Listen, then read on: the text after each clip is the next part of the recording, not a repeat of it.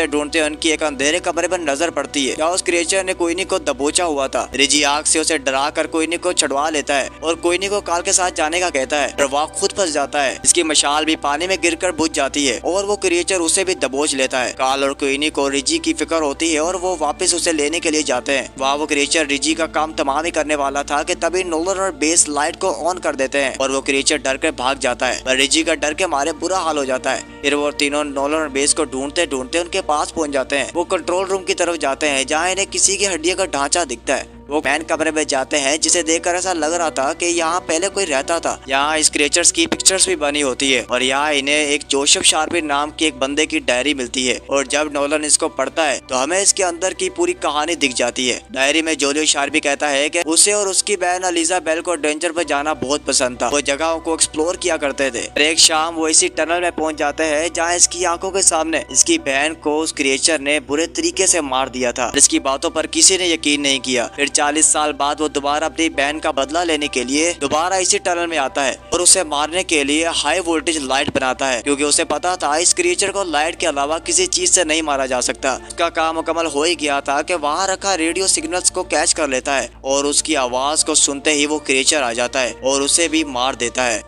और वो ढांचा जो इन्हें पीछे दिखा था वो दरअसल शार्पी का ही होता है। इन्हें यहाँ ये भी पता चलता है